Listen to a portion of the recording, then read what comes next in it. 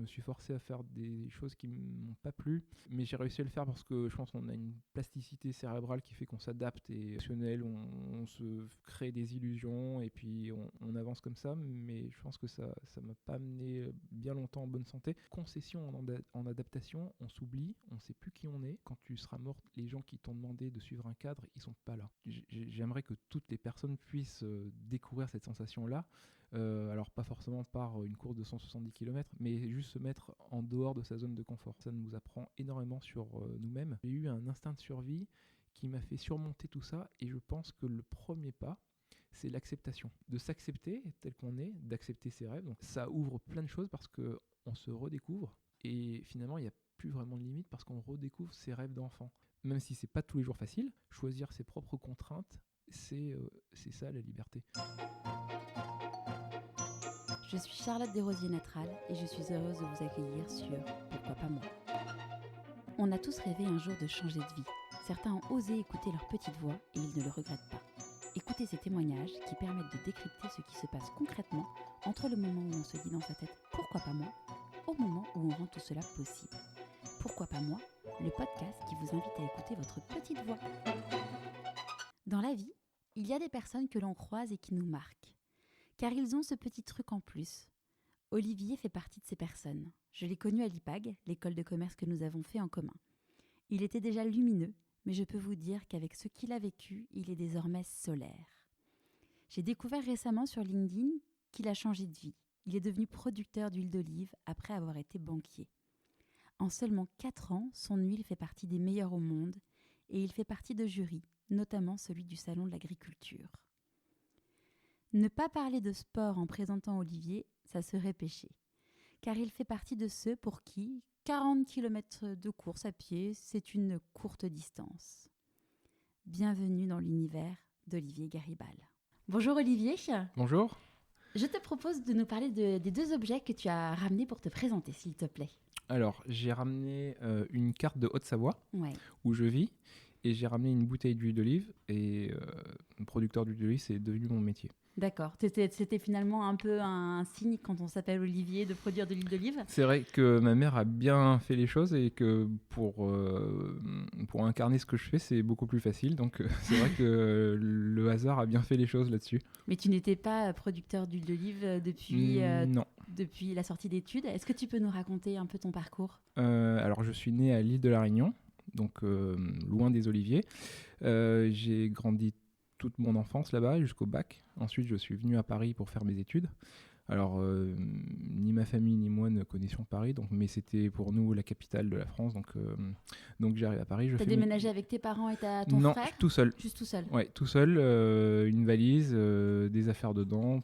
Je connaissais pas vraiment l'hiver. J'ai débarqué à Paris un plein mois de juillet parce que j'étais vraiment pressé. Tous les Parisiens sont partis en vacances, je me suis retrouvé seul. Donc là, j'ai commencé un peu à découvrir la vie seul. Et après, les études ont commencé.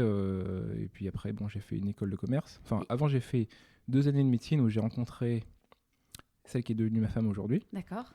Le destin nous a séparés pendant 2 ans. J'ai fait une école de commerce. Séparés. Juste physiquement, ouais. C'était juste Mais vous étiez encore en couple ? Non, même pas. On était amis, mais D'accord. on s'est retrouvés.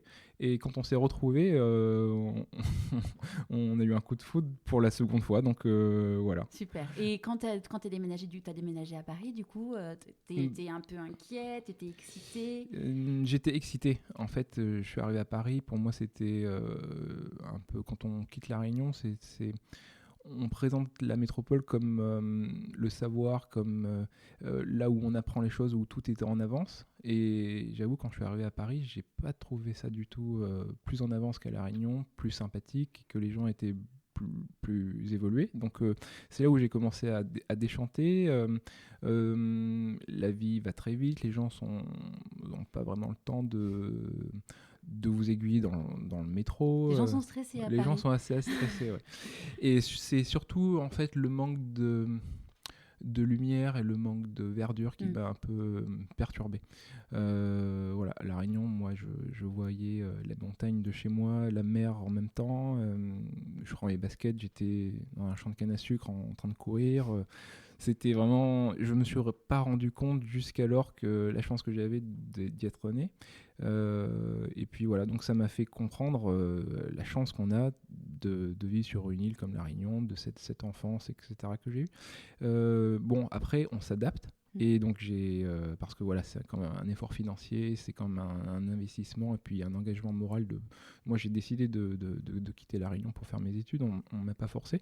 Et donc, on s'adapte, on essaie de se trouver des bonnes raisons d'y être et on continue. Puis après, c'est vrai qu'avec du recul, je regrette pas du tout parce que j'ai appris plein de choses et quand je rentre à la Réunion, je suis content de mon parcours, mais c'est vrai que parfois on se dit est-ce que je passe pas à côté de belles journées de sport au soleil.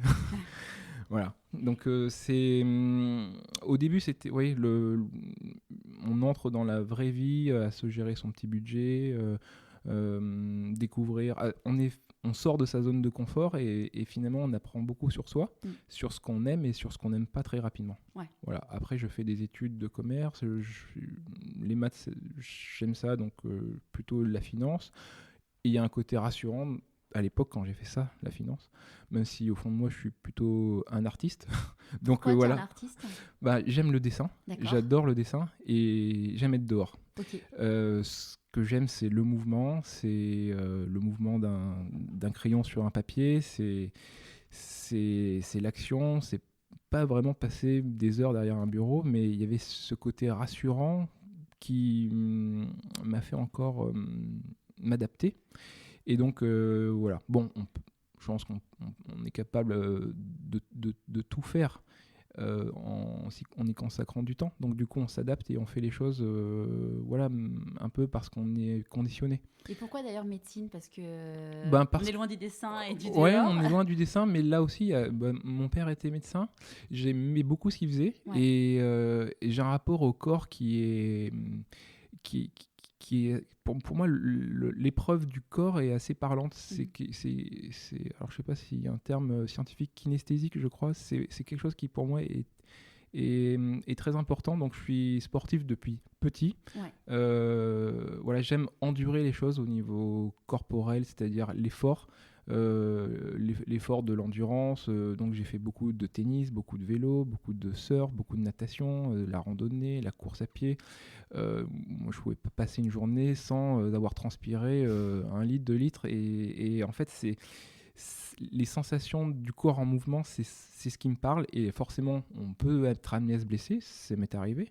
Et mon père m'a réparé, je trouvais ça magique. Il faisait quoi ton papa ? Il était dans la radio, donc il savait à l'intérieur de mon corps ce qui déconnait. Et puis, rien de grave, des entorses, des petits coups, etc., des tendinites. Mais voilà,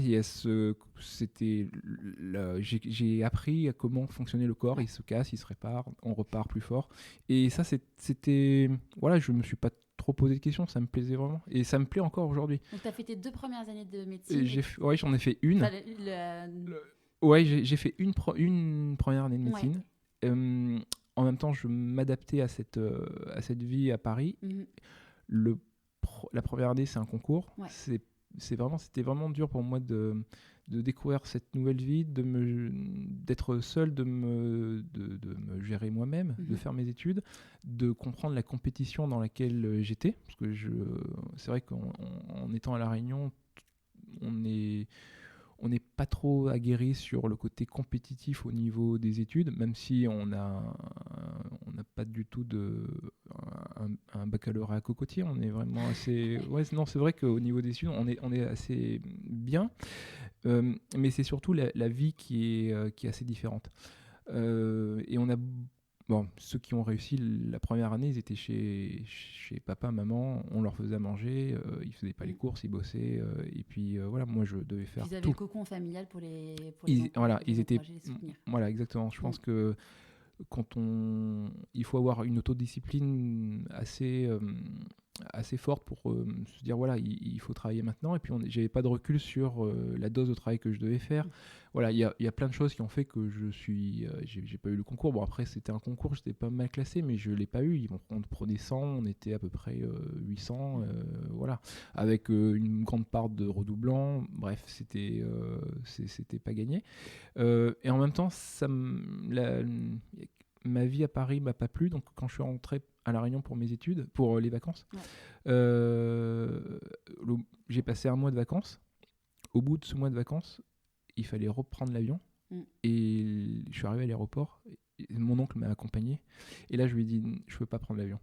Donc j'ai enlevé mes bagages du tapis et je suis allé en douce sans dire quoi que ce soit à mes parents à la fac de La Réunion. Voilà. Pendant une semaine, j'avais disparu de la circulation. Mon corps ne pouvait plus rentrer dans cet avion pour partir. J'avais un peu fermé les yeux sur l'échéance de repartir. Et quand j'étais au pied du mur, je pouvais pas. Donc j'ai laissé mon avion partir. Et puis voilà. Bon, après, on a réfléchi, on a discuté, je suis reparti. Donc j'ai changé un peu de cap. J'ai fait cette école de commerce que j'avais décidé. Même si j'avais pas...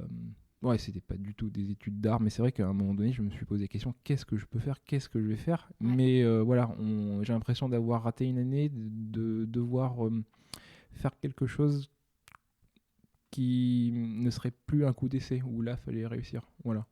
Avec du recul, je pense que c'était un peu bête de penser ça. On gagne pas du temps à faire ce genre de choses, mais voilà, ce côté rassurant fait que j'ai fait cette école de commerce, j'ai réussi, je me suis forcé à faire des choses que j'aimais pas vraiment, pas plus que ça. Mais voilà, pour moi, faire du dessin, ça rapportait pas d'argent, donc je n'ai pas trop émis l'hypothèse de faire les beaux-arts. Mais mon prof d'art plastique m'avait suggéré de le faire. Mais voilà, j'avais fait un bac S parce que c'était... Voilà, c'était drivé par la sécurité. Rassurant. Exactement. Donc après ces études-là, donc dès que je pouvais, pendant l'école de commerce, j'ai retrouvé ça qui est devenue ma femme, donc 2 ans après. Mais là, j'ai pas écarté ce que je voulais faire, c'était quitter Paris dès que je pouvais. D'accord. Donc toutes les vacances, j'étais dans les montagnes à apprendre à faire du ski, je rentrais à La Réunion, j'ai fait des stages à l'île Maurice, j'ai fait un stage à l'île de La Réunion, 6 mois, donc, et ensuite quand après cette école de commerce, j'ai fait la Sorbonne, j'ai fait un double diplôme en Nouvelle-Zélande, donc voilà, dès que je pouvais partir, je partais, mais une fois que je suis rentré et que j'étais diplômé, j'avais jusqu'alors décidé de rentrer à La Réunion, terminer l'histoire européenne. Et je ne me voyais pas dire à ma copine, c'est fini, merci pour toutes ces années de patience, je rentre. Parce qu'elle, c'était pas envisageable qu'elle puisse... non, elle a fait des études de médecine et du coup, elle devait rester... c'était assez prenant. Elle ne pouvait pas changer, elle ne pouvait pas partir à La Réunion en cours d'études. Donc, à chaque fois, elle m'avait attendu. Donc, 3 fois 6 mois. À l'époque, il n'y avait pas WhatsApp, pas Facebook, c'était vraiment des cartes téléphoniques. Et puis Internet coûtait super cher. C'était très très cher. Donc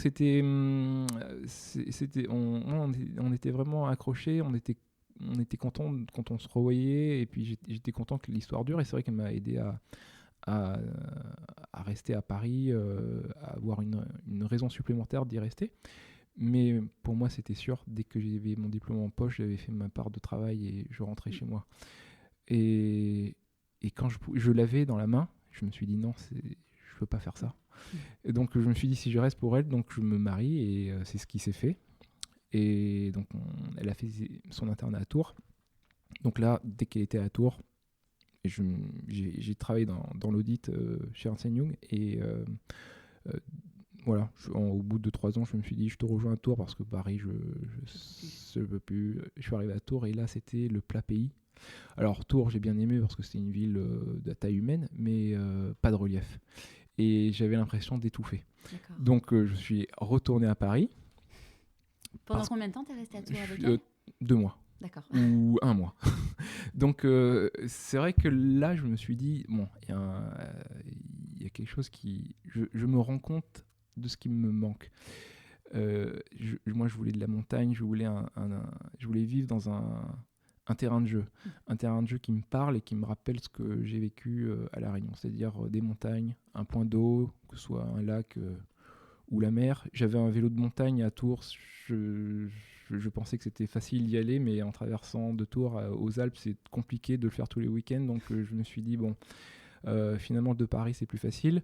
Donc, je suis retourné à Paris. J'ai travaillé chez BNP Paribas pendant 5 ans sur des grands comptes, des choses assez intellectuellement stimulantes. Mais voilà, tous les soirs, je prenais le train et j'allais dans la forêt de Meudon et je courais 2 heures. Je rentrais la nuit.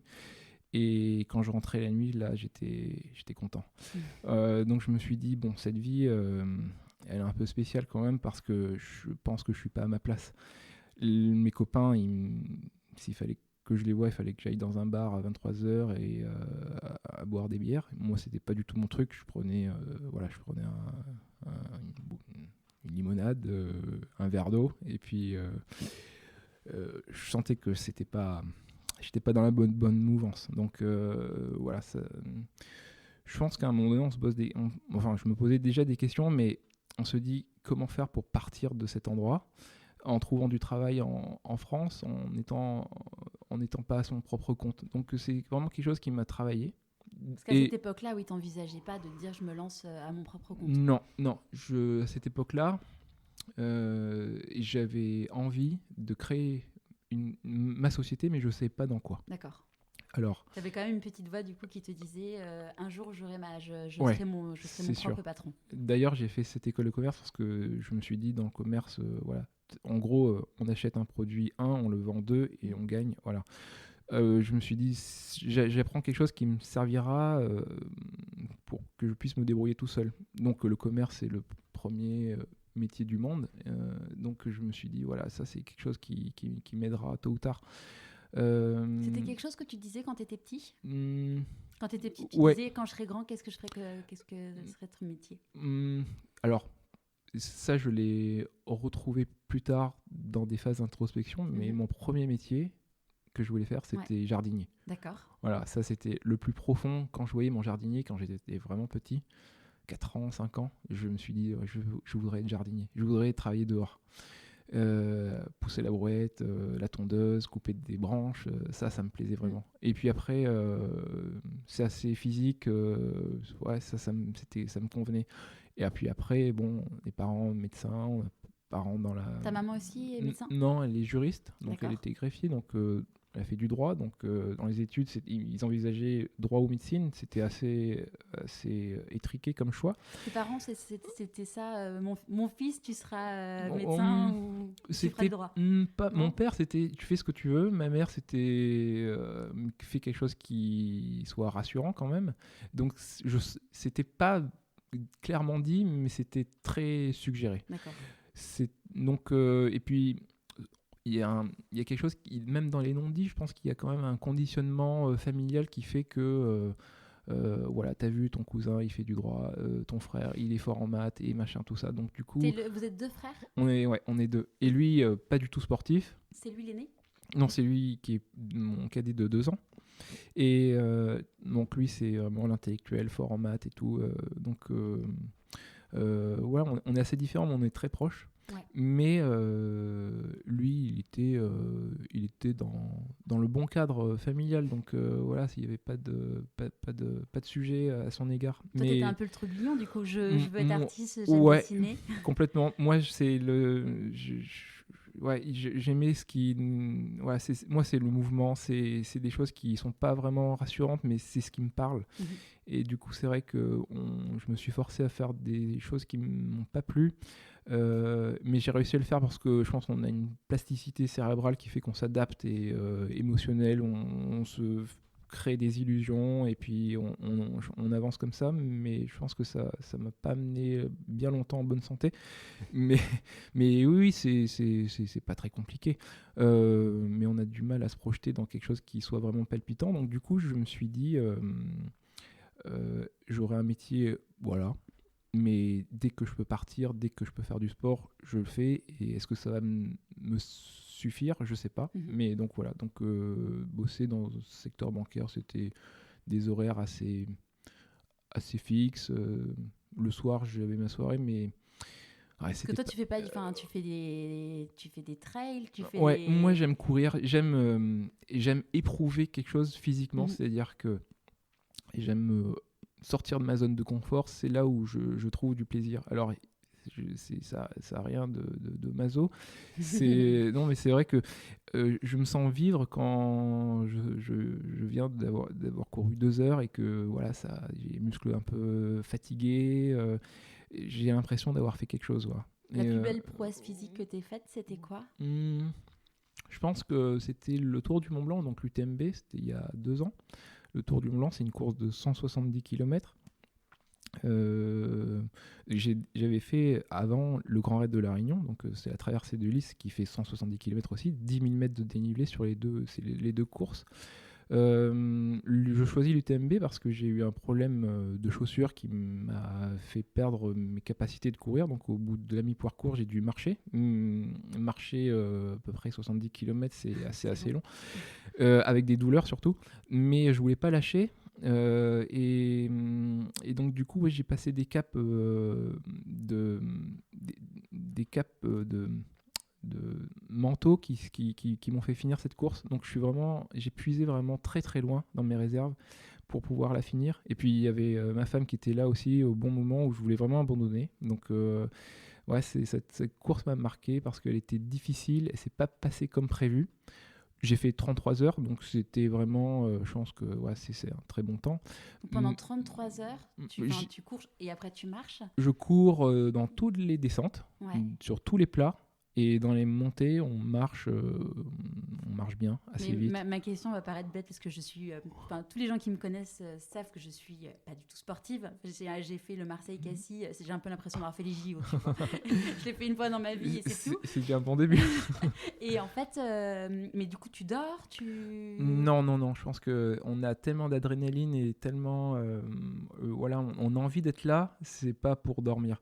Alors, je connais des copains qui courent et qui font une course de 70 km, qui font une petite sieste. Moi, c'est pas vraiment mon truc. Moi, j'aime le mouvement, je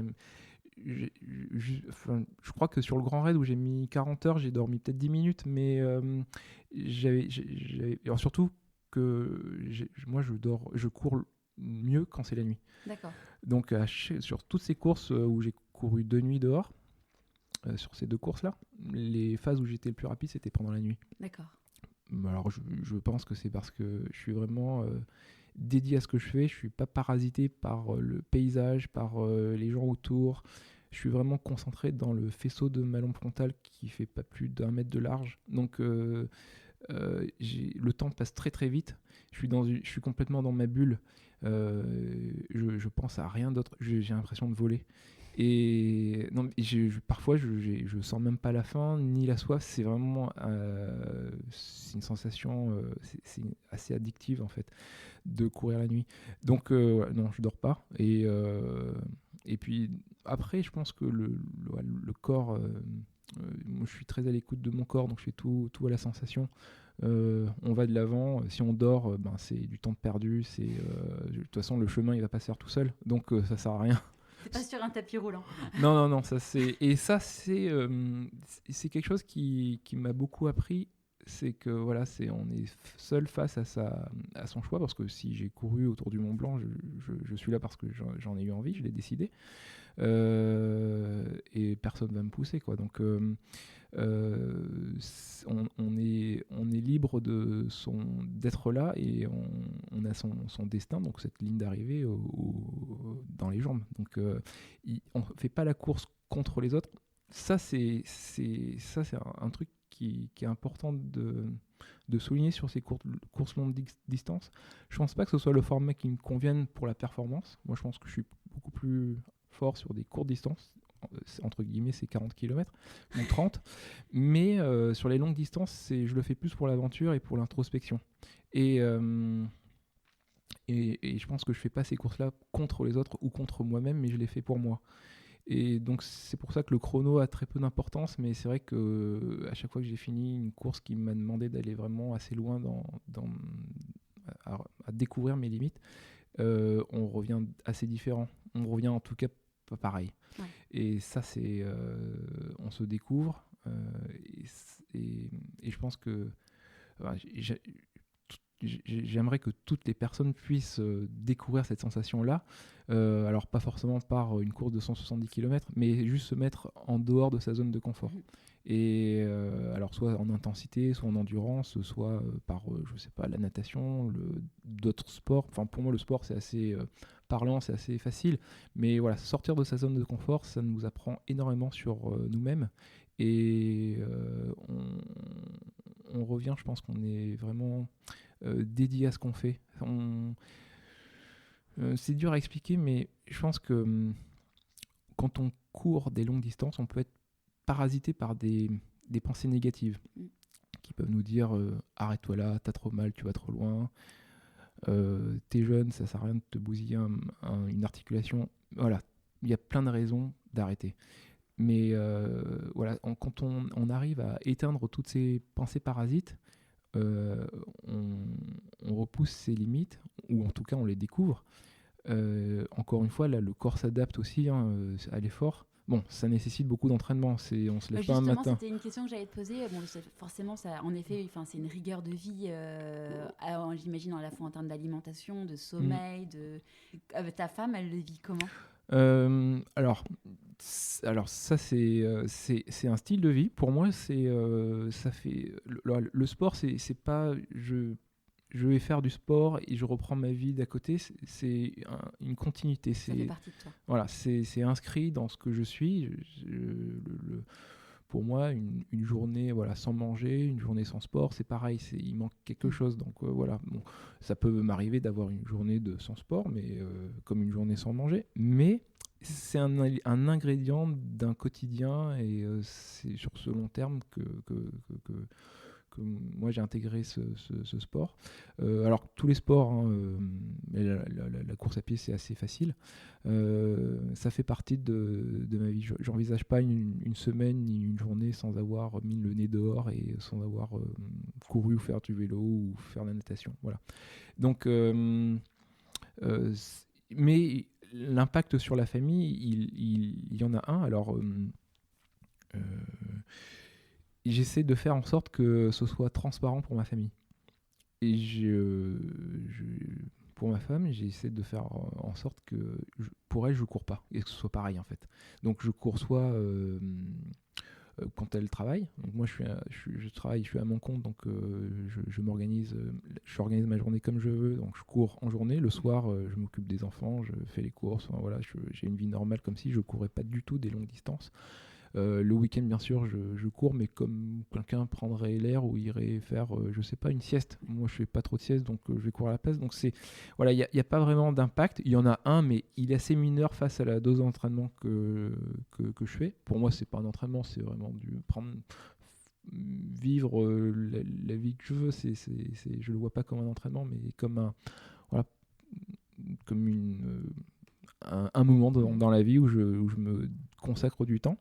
Et c'est vrai que, alors c'est la beauté du sport, c'est qu'elle nécessite d'être en bonne santé, et je pense qu'on cherche tous à être en bonne santé. Sinon, il n'y aurait pas autant de magasins bio qui dans les rues. Donc le sport, c'est nécessaire. La bonne alimentation salée, parce qu'on est ce qu'on mange, donc il faut bien s'alimenter pour pouvoir avoir un corps et un bon moteur. Et un bon carburant. Donc, si on a une Porsche et qu'on met de l'eau, ça marche pas. Mais donc voilà. Et même sans faire de sport, je pense que bien s'alimenter, c'est vraiment important. Ensuite, on dort convenablement, bien. Et puis après, voilà, ça nous plonge dans un cercle vertueux. Donc, tout ça, c'est aussi une continuité, c'est lié. Alors, quand on met le doigt là-dedans, on voit rapidement les effets de courir au niveau cardiaque, au niveau du sommeil. Moi, je dors, je m'allonge, je dors je pense qu'en 30 secondes, ça y est, je suis parti, je cogite pas vraiment. J'apprends à m'alimenter, donc je me renseigne sur les aliments, donc je découvre les impacts des aliments sur le corps, ceux qui sont bons, ceux qui sont moins bons, ceux qui nous réussissent, ceux qui ne nous réussissent pas. Donc on apprend énormément de choses, et c'est vrai que la base de la vie, c'est manger. Voilà, on est ce qu'on est, mais par l'évolution, on est né pour courir. On court pour s'alimenter. Moi, je perpétue juste ce pour quoi on est fait, quoi. Voilà, c'est tout. Donc là, tu travailles chez BNP et en fait, un jour, alors tu vas nous raconter pourquoi, tu te dis j'ai envie de me lancer, d'acheter un petit domaine qui produit de l'huile d'olive. Voilà, alors je travaille chez BNP, mon frère travaille à Hambourg, ma mère vit à l'île de la Réunion, mes parents vivent à l'île de la Réunion, et puis j'ai de la famille qui vit en Grèce, une partie de ma famille. Donc du coup, moi petit, j'avais vu Le Grand Bleu avec mon père pendant une semaine, ça passait au cinéma et il m'a traîné tous les soirs. Pendant 6 soirs, j'ai vu Le Grand Bleu en boucle. Ça m'avait vraiment marqué parce que j'aimais beaucoup la plongée, j'aimais beaucoup l'eau, donc je fais de la plongée depuis petit, de l'apnée, la plongée, voilà. C'est parce que vous étiez fans tous les deux? C'était quoi la démarche d'aller le voir pendant... Ben oui, on était fans tous les deux. Ce film encore, je le regarde sans coupure entièrement. C'est un des films qui m'a marqué. Voilà, la plongée, on est dans son monde. Il y a des à côté il y a le yoga, il y a la respiration, il y a le calme, il y a tout plein de choses qui fait que ce sport est assez mystérieux, intriguant. On se concentre sur soi, on essaye de contrôler son rythme cardiaque. Donc on prend contrôle sur soi et ça c'est voilà, on se découvre et ça m'a vraiment plu. Donc après le paysage était beau et j'étais en France pour faire mes études. Je me suis dit allez, il faut que je découvre la Grèce, donc je suis allé voir la Grèce. Je me suis dit il faut que je retrouve cette île. Je l'ai découverte après, mais voilà, j'avais un penchant pour en Europe en tout cas pour une terre en Grèce. D'accord. Au même moment, pendant mes études, j'apprends que j'ai de la famille là-bas et avec mon frère, on fait de l'huile d'olive par tradition. Moi, j'adore Pourquoi par tradition?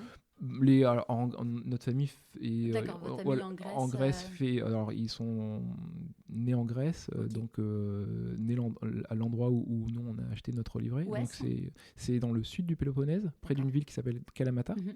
Donc il y a que des figuiers et des oliviers. Donc faire l'huile d'olive, c'est la tradition. Nous, on le faisait avec beaucoup de plaisir parce que moi, j'adore m'alimenter et j'utilisais de l'huile d'olive, mais je l'achetais aux grandes surfaces comme tout le monde. Mais mes grands-parents, qui étaient du côté de mon père, qui ont vécu dans le Var, il n'y avait pas un repas sans huile d'olive, donc ça faisait partie de mon alimentation. Donc voilà, faire sa propre huile, c'était marrant. Bon, là, c'était celle de mes oncles, mais voilà, je rentrais en France avec l'huile d'olive, j'étais content, je faisais découvrir, les gens, ils adoraient. Et puis un jour, je me suis dit avec mon petit frère, tiens, on réunit nos économies, on achète un petit terrain qui était 600 mètres carrés, pas très cher, mais on fera notre huile d'olive. C'est notre trait d'union entre nous, sachant qu'on vit assez loin les uns des autres, et c'est un lieu de rencontre. Donc, c'était en quelle année? C'était en 2009, 2007, vers là, je crois. T'étais où à ce moment-là? T'étais à la BNP?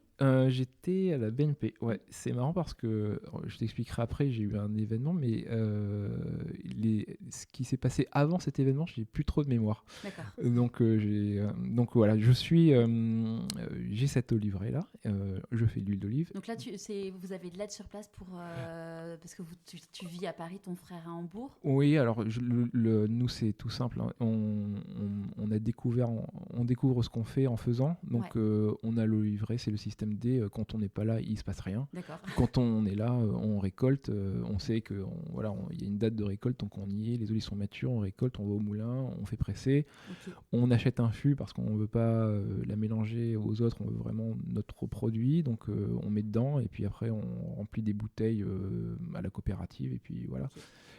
Et ce n'est qu'après qu'on apprend que oui, il y a des périodes où il faut tailler les arbres, il y a des périodes où c'est la conduite de livret qu'on a appris sur le tas, mais il y a des périodes pour mettre des fertilisants, il y a des périodes où il faut la récolter, et selon les maturités, on peut avoir des huiles différentes.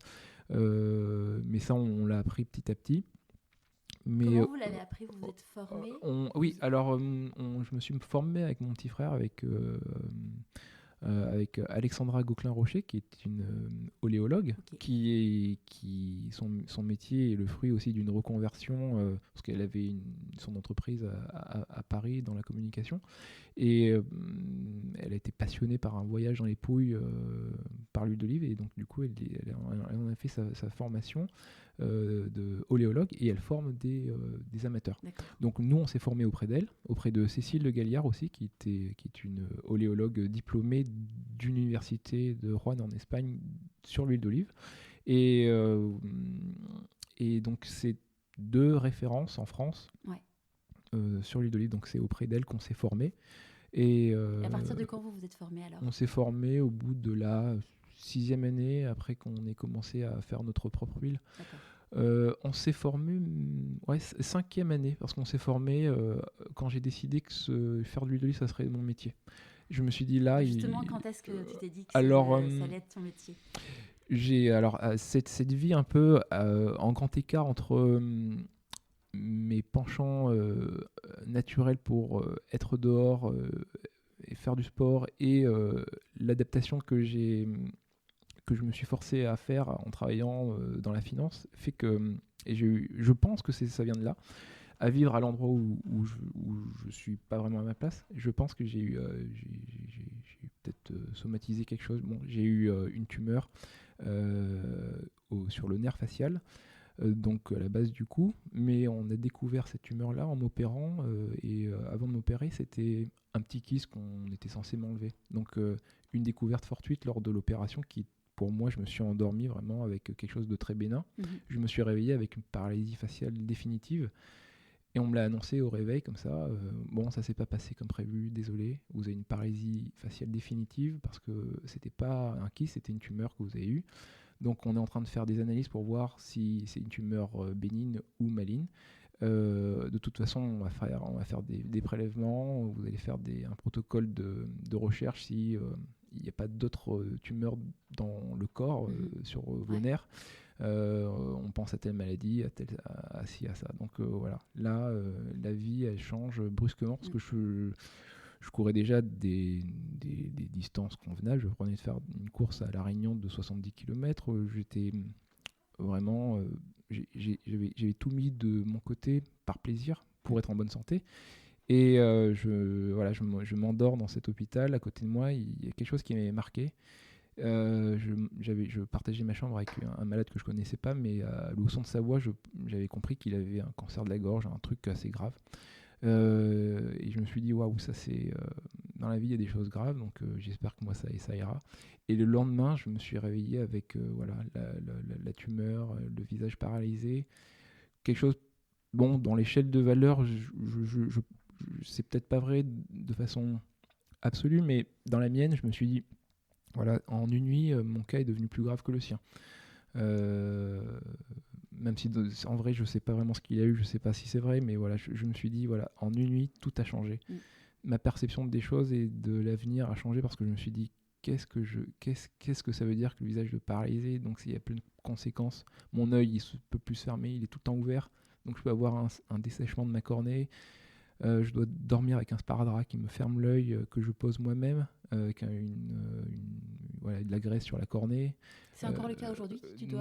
Pas vraiment, non. Je mets des gouttes avant de dormir tous les soirs. Mais non, aujourd'hui, j'ai intégré tous ces petits gestes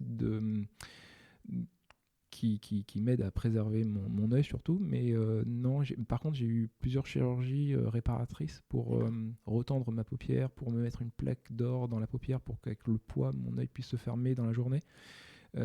J'ai fait 8 mois de rééducation quotidienne, 4 heures de rééducation par jour. Je suis retourné voir l'orthophoniste. J'ai recommencé à zéro à parler. Il y a des lettres que je ne pouvais pas prononcer parce que je ne pouvais pas contenir de l'air dans ma bouche.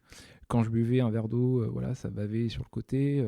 Il y avait plein d'à côté qui étaient assez, entre guillemets, dramatiques. En tout cas, suffisamment pour qu'on se dise, oui, il y a quelque chose qui a vraiment changé là. Le médecin, d'ailleurs, c'est une phrase que je n'oublierai jamais. Il m'avait dit, votre visage d'avant, il faut l'oublier.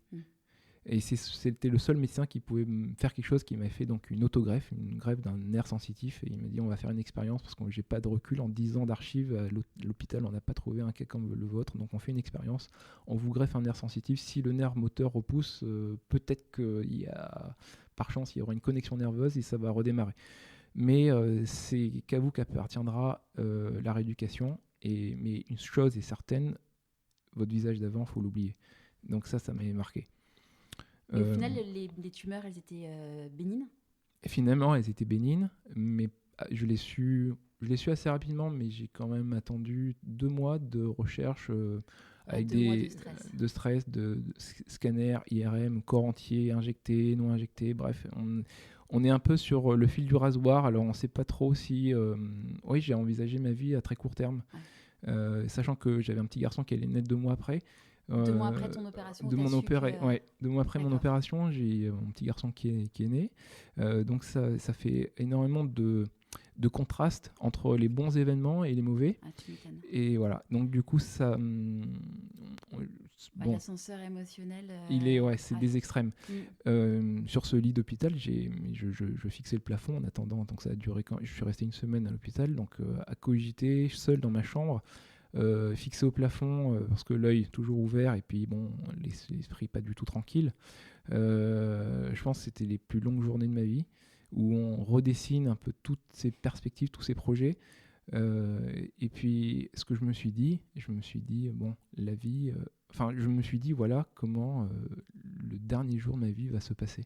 Je me suis projeté là-dedans. Je me suis dit, je pense que quasiment tout le monde aujourd'hui, si on a conscience de ces derniers jours, si c'est pas une mort brutale, je pense qu'on peut être amené à réfléchir sur ce qu'on a vécu. On se dit, est-ce que finalement on a vécu pour soi, ou on a vécu pour faire plaisir à d'autres, ou on a vécu dans le cadre que le conditionnement nous a donné, nous a demandé de suivre. Et ça m'avait marqué parce que je me suis dit, quand tu seras mort, les gens qui t'ont demandé de suivre un cadre, ils sont pas là.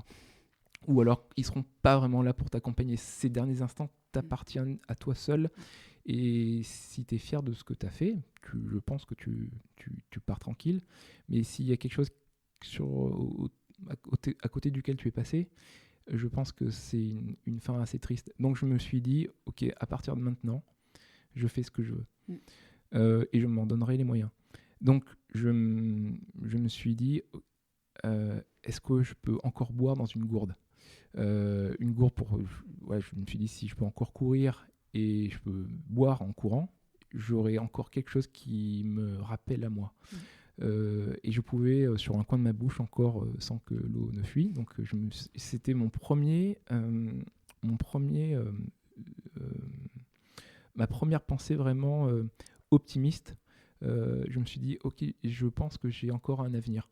Un avenir, c'est-à-dire mon corps dans moi-même a encore un avenir de sourire à la vie. C'est ce que je me suis dit. Je me suis dit, j'ai une raison de vivre en dehors du monde extérieur. C'est-à-dire mon petit garçon qui va naître, ma famille, tout ça, c'est le monde extérieur à moi. Mais moi-même, dans mon âme, j'avais encore une raison de me faire encore plaisir tout seul, quoi.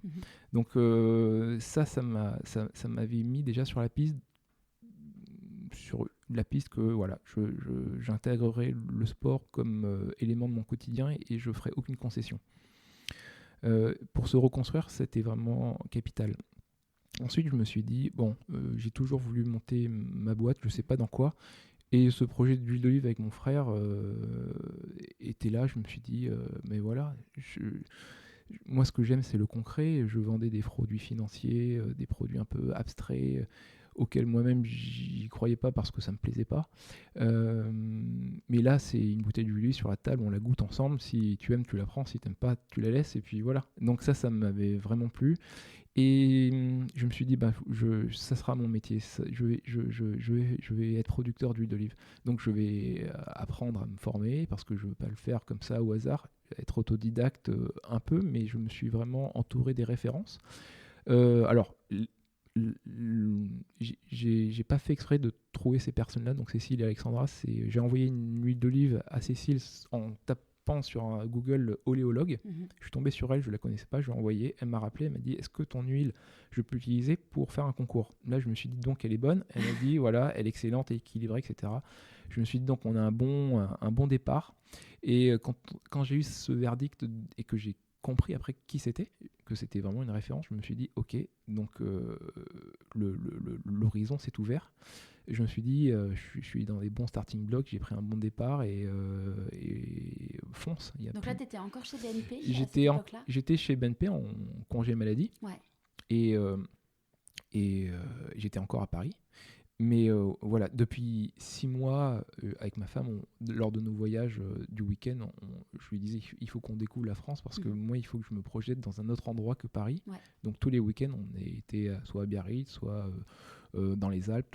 Tous les étés, c'était dans les Alpes. Voilà, j'essayais de convaincre ma femme, qui est de la région parisienne, que la vie, c'est pas que le trottoir, les murs. Elle est originaire de Paris. Elle est originaire de Paris, de Nogent, mais ayant fait son internat à Tours, elle a quand même goûté à la vie de province. Mais voilà, on était revenus à Paris tous les deux. On était très bien à côté du Jardin de Luxembourg. Alors, c'est un très très beau quartier, très bien, mais c'était pas suffisant pour moi. Je le vois pas comme un amoureux du 6e, même si j'adore ce quartier, c'était pas ça pour moi. Donc on découvrait la métropole et donc j'avais mis une croix sur l'île de la Réunion, bien sûr. Et voilà. Mais l'effet déclencheur, ce qui nous met sur en mode rêve et mode action, on n'en avait pas vraiment un. C'était oui, quand on aura des enfants, quand on aura ci, quand on aura ça. C'était toujours... on n'a pas encore les planètes alignées pour le faire. Avec cet événement-là que j'ai eu, donc voilà, ce bouleversement dans ma chair, je lui ai dit, écoute, moi je rentre à la Réunion, c'est terminé. Ou soit on part à Annecy, parce que j'ai déjà découvert Annecy, parce qu'en faisant de la course de montagne, j'ai déjà fait le tour du lac en courant, lors de compétitions, Chamonix, etc. Je connaissais bien, et j'avais eu un petit coup de cœur pour cette ville-là. C'était près des montagnes, près d'un lac. Voilà, beaucoup de similitudes avec la Réunion, beaucoup de similitudes avec l'endroit où en Grèce j'ai mon olivier, donc on est proche des montagnes, proche de la mer. Et je me suis dit, si en métropole je dois m'installer, c'est là. Et je lui ai dit, écoute, oui, chacun est libre de faire ce qu'il veut. Maintenant, moi, je suis au bout d'un chemin. Et c'est soit tu viens, ou soit je pars tout seul. Je ne sais pas comment je vais faire, mais j'avais envisagé vraiment d'être assez radical dans ce choix-là. Je voulais plus passer ma vie à faire autre chose que ce pourquoi je sentais que j'étais fait pour. Donc, en 6 mois, on a atterri à Annecy. Alors, donc elle t'a dit oui. Elle m'a dit oui. Elle a fait, donc elle est médecin. Ouais, elle m'a dit oui, ouf. Bon, Annecy, c'est pas non plus le bagne. C'est vraiment très beau. Apparemment, c'est magnifique. Ouais. C'est super. Donc, j'ai pas vraiment lutté pour l'en convaincre, mais quand même, il y a eu le poids de la famille, etc. C'était pas non plus très, très, très, très simple. Partir avec un enfant, est-ce qu'on va se faire des amis ? Enfin, 1000 questions. Moi, je n'avais pas toutes ces questions-là, mais je comprenais qu'elles s'en posent. Mais voilà, il y a une phrase qui m'a plu de Confucius qui dit qu'on a 2 vies. La seconde commence lorsqu'on comprend qu'on n'en a qu'une. Et là, il n'y a aucune barrière qui nous retient. On passe à l'action, on déménage. Et alors, je monte ma boîte. Je dépose mon cabis au greffe, je commence à avoir mes premières bouteilles d'huile d'olive, mais je n'en vends pas une à Paris, parce que je ne veux pas que les premières personnes qui la dégustent soient à Paris, soit l'endroit que je n'aime pas. Alors, je respecte tous ceux qui aiment Paris, hein, c'est juste mon opinion, mais je dis pas que cette ville est nulle. Hein. La preuve, j'y suis là aujourd'hui, parce que voilà. Mais juste, je pense qu'il faut être fier de l'endroit où l'on vit et qu'on le décide. Et voilà, quand on a vécu à La Réunion, c'est très difficile de se projeter dans un autre endroit, un autre continent, sur un lieu qui nous plaise vraiment. C'est pas évident. Je pense que j'ai mis 8 ans à trouver cet endroit-là. Pour moi, ça compte. Alors, mon frère, par exemple, ça compte pas du tout. Il vit à Hambourg. Il a eu la même enfance que moi, mais il vit dans cette ville, qui est une ville au froid, où il n'y a pas vraiment de montagne. Voilà. Donc, c'est vraiment personnel. Donc, je tiens à préciser. et voilà, donc je me sens... alors, on part à Annecy. Là, il y a un truc qui se passe, c'est que tout tout est facile. Ma femme, on trouve une maison, quasiment on l'a pas visitée, on sait qu'elle est bien, des amis l'ont visitée, elle est pour nous. Vous aviez des amis qui étaient à Annecy? On avait la seule amie. Oui, j'avais un ami de BNP qui était à Annecy qui m'a dit moi je te connais depuis quelques mois qu'il y était. Il me disait mais si j'ai trouvé le spot pour toi, c'est Annecy. Moi j'y suis, c'est génial. Et moi je savais même pas où c'était. Enfin, je savais par les courses, mais je savais pas. Est-ce que c'était Enfin, j'arrivais, je prenais mes baskets, je courais, je sais que l'endroit était bien, mais est-ce que c'était dans le nord, dans l'est? Moi, je me posais pas trop les questions. Donc là, je me suis dit, ok, je me suis dit, cet endroit, c'est pour moi. On le découvre ensemble en famille. En 6 mois, on était installés. Notre appart était rendu, on déménageait, voilà, le changement de vie radical. Et là, je vends mes bouteilles d'huile d'olive à quelques clients, à un chef étoilé notamment. Alors, je lui vends pas, je lui fais déguster parce que j'ai compris que dans la carte, il aimait bien l'huile d'olive, donc je lui fais vraiment déguster. C'était quel chef ? C'était Johan Comte. Donc, ce chef a beaucoup compté parce que j'ai invité ma femme pour son anniversaire. Et j'avais vu de l'huile d'olive à table dans une coupelle. Je me suis dit, ah ouais, c'est quand même incroyable. On met en valeur à ce point l'huile d'olive dans un chef 2 étoiles. Et je me suis dit, alors j'étais quand même pas tranquille pendant tout le dîner parce que j'avais qu'une idée, c'était que cette huile un jour devienne soit la mienne. Voilà, donc j'étais omnubilé par ça. Donc à la fin du repas, je discute avec lui, je lui dis, je fais de l'huile d'olive, est-ce que ça vous intéresse de la goûter ? Donc il me dit ok, alors le lendemain je lui dépose et 2 semaines après je me retrouve dans les cuisines et il me prend comme huile pour la cuisson. Génial. Bon, huile cuisson c'est génial, c'est déjà un pied dedans, mais c'est voilà, mais là voilà, c'est une petite victoire. Là les perspectives au niveau de mon entreprise, elles commencent à, je me suis dit si ça marche chez lui, ça doit marcher chez d'autres. Mais voilà, moi, depuis que j'ai créé ma société, je vois que les faces positives de la vie. J'ai complètement occulté les éléments négatifs, les pensées parasites, tout ça. C'est aussi un travail sur soi qui est important. Bon, moi, je l'ai fait parce que ça m'a aidé à traverser ma rééducation qui était vraiment lourde. Je pense que si on a des idées pessimiste, on n'avance pas d'un cheveu. Je pense qu'il faut vraiment avoir un esprit très très optimiste. Et l'idée de quitter Paris, pour moi, c'était d'être dans ma seconde vie, de tout réinventer, de tout décider. C'était vivre un rêve.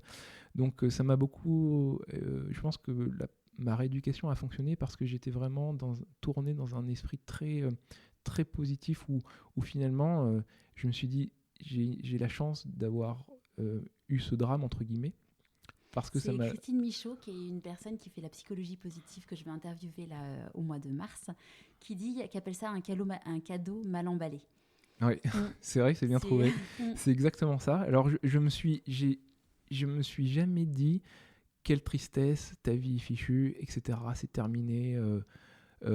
Tu disparais aux yeux des autres parce que les gens ils me regardaient avec un drôle, les gens qui me connaissaient, mon visage était assez défiguré. Voilà, le visage c'est une carte d'identité, c'est assez important. J'aurais pu me mettre en marge et déprimer. Et alors que là, pas du tout. J'ai eu un instinct de survie qui m'a fait surmonter tout ça. Et je pense que le premier pas, c'est l'acceptation. Alors, dans le changement de vie, il y a eu cette première phase qui était vraiment importante, le travail sur soi, c'est de s'accepter. J'avais pas le choix, mais de le dire, c'est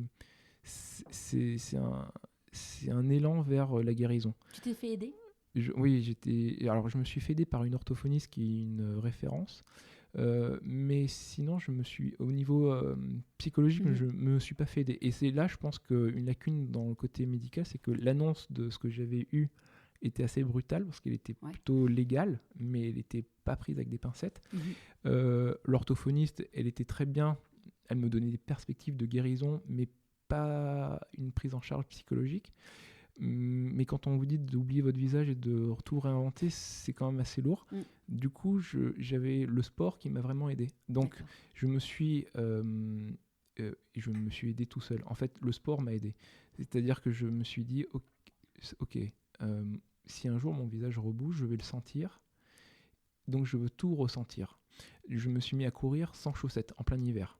J'aurais pu aller pieds nus, mais c'était pas dans mon idée d'être à ce point radical. Ouais. Mais courir sans chaussettes, ça permet de mieux sentir les choses.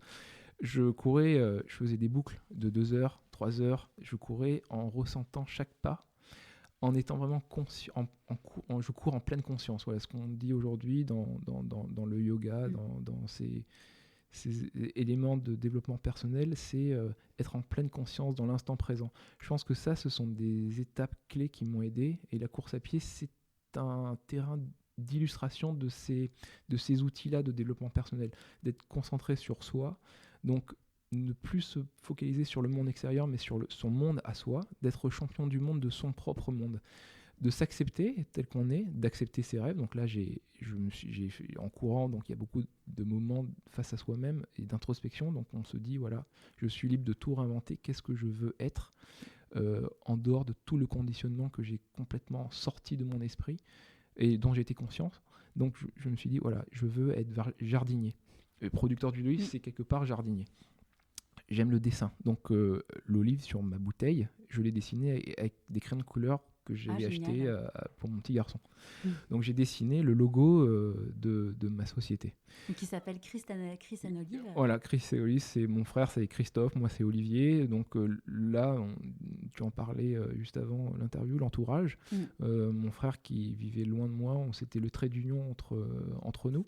Donc je l'ai mis dans l'aventure. Donc c'est le nom Chris et Olive, c'était assez évident. Pourtant, on a trouvé des noms un peu génériques, etc. Mais ça sonnait pas vraiment nous. Donc on ne s'est pas caché derrière une marque générique, un nom un peu sorti de nulle part. Donc Chris Olive, ça nous représentait. Je me suis dit, c'est quoi ? Qu'est-ce qu'il y a là-dedans ? Il y a de l'huile d'olive, donc je dessine une olive. J'avais vraiment envie de rendre toute ma vie simple et tout ce que je fais simple, lisible et transparent. Donc, avec beaucoup de sincérité. Et non, il y a que ça qui compte maintenant. C'est-à-dire que c'est quand on... je pense que quand on a presque, entre guillemets, je suis assez... je vais trop loin dans ce que je dis, mais quand on a tout perdu, on est libre de faire ce qu'on veut. Donc c'est un peu dans cet esprit-là, je me suis dit, voilà, j'ai perdu mon identité, mon visage d'avant, je dois tout refaire, donc je le refais tout avec sincérité, d'abord envers moi-même et par ruissellement envers les autres. Mais ce que je me dois à moi aujourd'hui maintenant, c'est de m'accepter et d'être sincère envers moi-même. C'est-à-dire, ok, je ne veux plus être là où je suis, donc je veux partir. C'est de l'huile d'olive, je fais une olive dessus.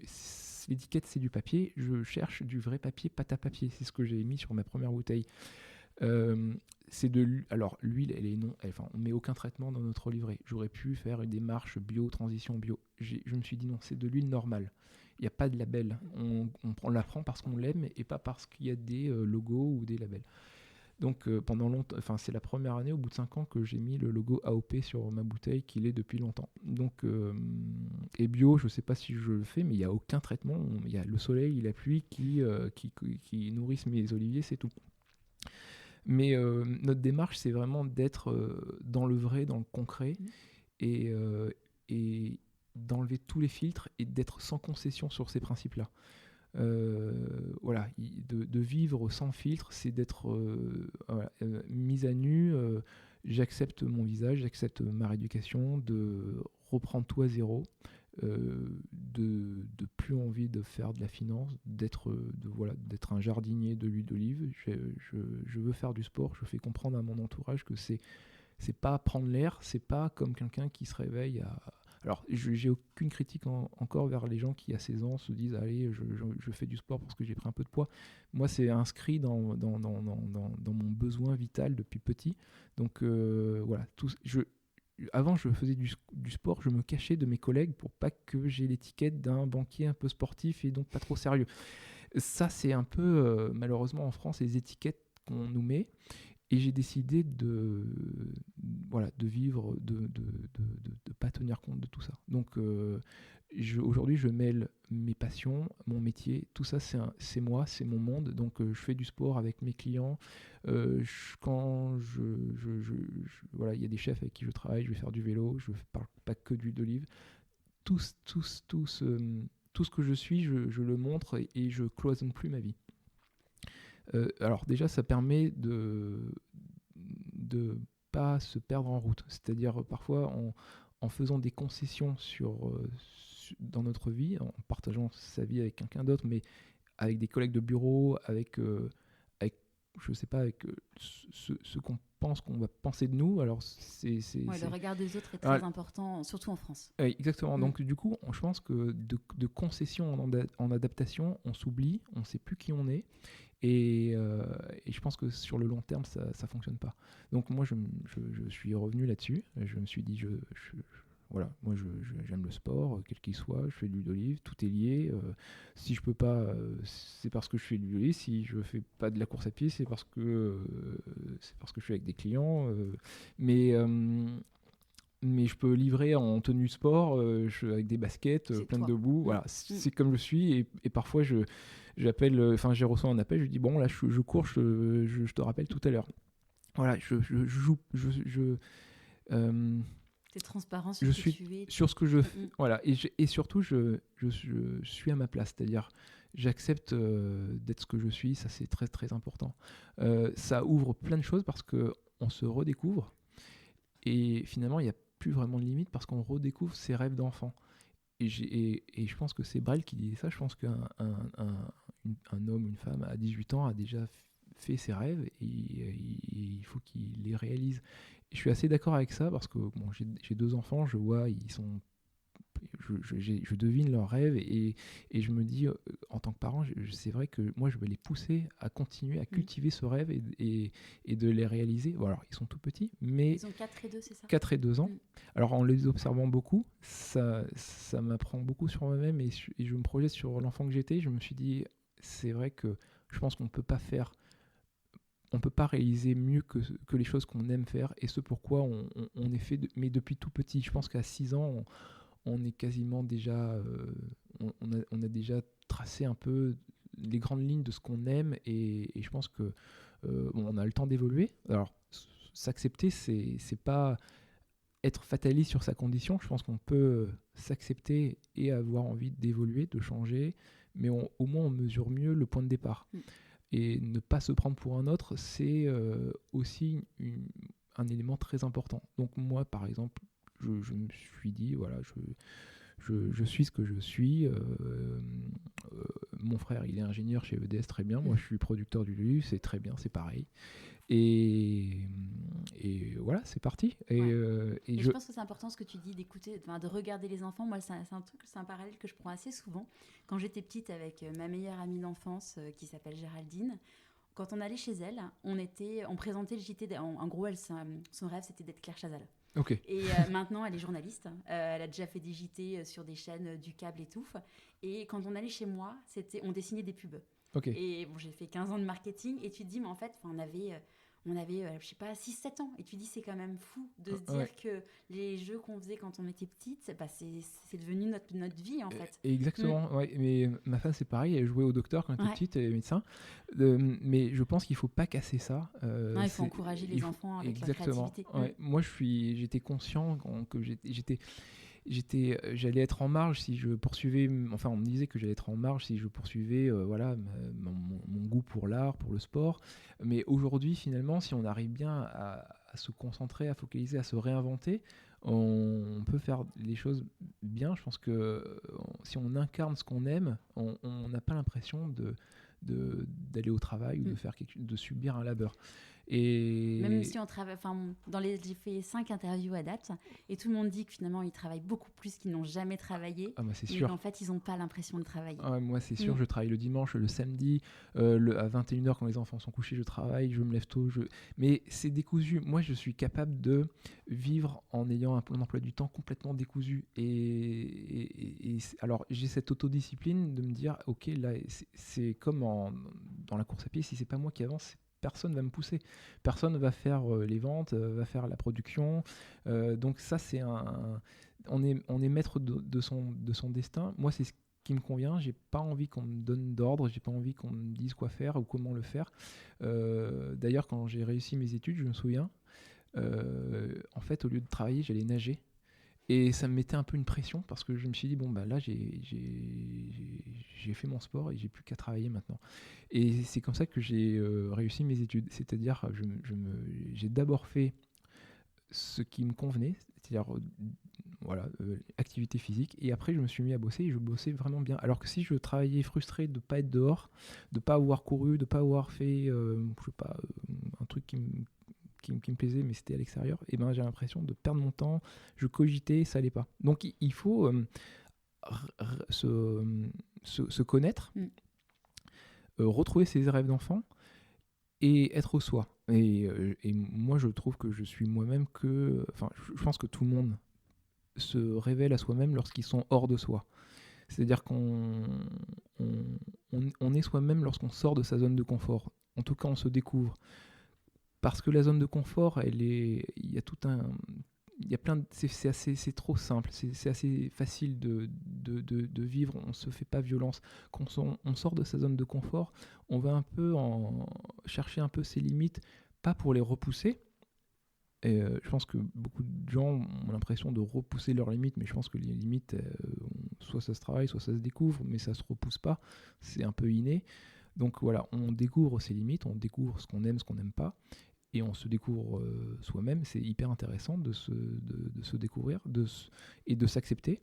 Parce que du coup, quand on est fatigué, on s'arrête. On n'a pas cette petite voix qui nous dit « Allez, tu devrais y aller, tu devrais faire ci ». La petite pensée parasite qui nous fait faire la concession du repos, par exemple. Donc, je pense qu'il y a une liberté qu'on s'autorise et finalement, c'est pas un luxe. Donc, vivre ses rêves d'enfant, s'accepter, se découvrir, se mettre en danger. Alors, chez BNP, j'étais dans un métier assez sûr, mais c'est... Ouais, t'étais censé avoir une carrière toute tracée. Ouais, voilà, et ça marchait bien, mais ça me nourrissait pas, c'est-à-dire que mon intellectuel n'était pas nourri, moi j'aspirais à d'autres choses. Alors, prendre des risques, c'est quand même intéressant. Je pense que l'homme est fait pour prendre des risques. C'est la survie, un peu. Il lutte pour sa survie. Et je pense que une personne lâchée dans la vie, face à son propre destin, l'instinct de survie va la faire des choses qui dépassent ce qu'elle a envisagé pour elle-même. C'est-à-dire qu'on va se surpasser. C'est juste aller au plus profond de ses capacités. Donc, être un peu au pied du mur, dans tous les sports on les voit, les artistes, les sportifs très, très doués, c'est voilà, sur un jeu décisif, et ils sont en hypnose complète. Et moi c'est ce que j'ai trouvé dans cette seconde vie, c'est parfois d'être je suis dans le lâcher prise et d'accepter le lâcher prise. Alors ça paraît fou, insensé, parce que tout le monde veut contrôler du contrôle partout, mais je pense que le lâcher prise, c'est la nature qui nous guide, c'est son instinct, son subconscient qui nous guide. Alors moi je dis ça, et il y a peut-être des gens qui ont théorisé là-dessus. Moi ça vient du terrain, de mon vécu, donc je l'explique peut-être à côté des vrais termes. Après, je pense qu'il n'y a pas de... typiquement, Daniel Bouin, qui est l'épisode numéro 3, Daniel, il a théorisé les changements de vie, ce qu'il appelle les sorties de zone, et il parle beaucoup d'ailleurs de sortir de sa zone de confort. Mais lui, il utilise ces termes à lui, et d'ailleurs, il dit aujourd'hui, il n'y a aucune science qui raconte ça, mais il dit, je suis convaincu qu'un jour, il y aura des scientifiques qui vont formaliser ça, parce qu'en fait, c'est la vraie vie, en fait, des gens qui s'écoutent et qui, en fait, qui prennent un Y, comme il dit, qui prennent le bon chemin, mais parce qu'ils s'écoutent et ils écoutent leur petite voix. Et exactement. Il faut y aller. Ouais, moi, quand je me souviens, il y a une période où pour prendre une décision, j'étais très rationnel. Je faisais le pour et le contre. Je faisais une matrice SWOT, comme on nous a appris à l'école, voilà, et où je prenais l'avis des uns, des autres. Mais c'était toujours des mauvais choix. Et en fait, ce qui m'a mis sur ce chemin-là, c'est que quand j'ai décidé d'être très simple, d'être animal, parce que ma rééducation, donc je courais, j'enlevais mes chaussettes en plein hiver, je voulais ressentir le froid, ressentir au plus possible les choses. Je me suis mis à manger de cru. J'ai arrêté de cuire mes aliments. Je voulais tout simplifier. J'ai simplifié ma vie au plus possible, c'est-à-dire les vêtements, j'en ai viré la moitié. En fait, j'ai voulu séparer le superflu de l'essentiel et me concentrer que sur l'essentiel. Et l'essentiel, ça m'a déjà occupé toute ma journée parce que je l'ai fait en pleine conscience, dans l'instant présent. Et quand je dormais pleinement parce que j'avais fait que de l'essentiel. Le superflu, ça nous perd. Et donc voilà, mon alimentation, voilà, manger cru, ça m'a appris pas mal de choses. Alors forcément, on peut taper un peu loin, on est assez radical dans nos choix, dans nos propos. Pour l'entourage, Justement, c'est la question que je voulais te poser. Comment ton entourage a vécu ça? Parce que tu es devenue une nouvelle personne. Ouais. Alors ma mère, elle était à la retraite depuis 1 an. Elle a quitté La Réunion pour venir m'aider parce que ma femme travaillait. Moi, je m'occupais de mon petit garçon, mais je devais faire ma rééducation tous les jours, donc elle pouvait me prendre le relais. J'ai eu ma mère et ma femme qui m'ont soutenu, qui étaient là. Bon, il y a eu tous les... Ta maman vivait chez vous avec... Ouais, ma mère vivait chez nous. Non plus. Enfin, je sais pas pour ta maman, mais c'est pas forcément facile d'avoir sa maman au quotidien. Non, c'était assez simple. Alors nous, on est assez proche de vivre loin pendant quand même 5 ans, 6 ans. On se voyait une fois par an. Donc là, il n'y a pas de place pour le superflu qui nous gâche la vie. On est vraiment sur l'essentiel et sur du plaisir. Et quand j'étais dans ma rééducation, j'étais dans une phase de ma vie pas dramatique, parce qu'aujourd'hui je suis vraiment convaincu que c'était vraiment un cadeau mal emballé que j'ai eu, mais on est vraiment sur l'essentiel, quoi. Et les rapports humains sont basés sur la sincérité et l'essentiel. On n'a pas le temps pour les non-dits, pour les supposés, etc. Tout est carte sur table, tout est clair. Elle était là pour nous aider. Moi, j'étais très content qu'elle soit là. Ma femme était là, donc j'avais les 2 femmes de ma vie qui étaient là. Et honnêtement, c'est une chance. Elles le sont encore aujourd'hui. Alors, ma mère, elle passe sa vie entre la Grèce et la Haute-Savoie où je vis. Voilà, pour mes enfants, ils connaissent leur grand-mère. Donc, bien sûr, maintenant, elle a son indépendance, mais pendant ma rééducation, elle m'a beaucoup aidé. Pour mon entourage, ils ont été très tolérants sur ma façon de vivre. Alors ma mère qui voulait que je sois dans un métier sûr, etc. Elle, là, il n'était plus question de ça. Hein. Elle a bien compris que là, on est dans un autre monde là, quand on a le visage comme j'avais. Et puis moi, à l'époque, pendant 2 mois, je me projetais vraiment sur le très court terme. Donc, on accepte aussi en tant que maman le destin de ses enfants. Donc, voilà, il y a quelque chose de salvateur qui se produit. Et l'entourage était très important, très tolérant. Je pense que, alors, c'est sûr que c'est pas évident, parce que en n'étant pas accompagné, je me suis cherché en tapant dans des extrêmes, c'est-à-dire voilà, je mangeais cru par exemple. Alors c'est un détail anodin, mais alors il y en a qui peuvent pas vouloir manger cru, mais j'étais sans concession sur ce qui me concernait. Ouais. Donc voilà, on faisait chacun son plat, moi j'étais à part. Et non, quand je voulais courir, c'était maintenant tout de suite, j'étais vraiment très à l'instinct. Et c'est pas facile, quand on n'a pas connu ce que j'ai vécu, d'avoir ce rythme assez instinctif, ce rythme de vie très instinctif que j'avais. C'était radical, sans concession, quand c'était aucune nuance. Pour ta femme, ça a dû être en plus avec un bébé. Ouais, c'était pas évident, mais encore que là, j'avais déjà. Je m'occupais vraiment de mon petit garçon comme. Je me projetais. Je me projetais sur sa vie. Il m'a aidé à ne pas trop me focaliser sur la mienne.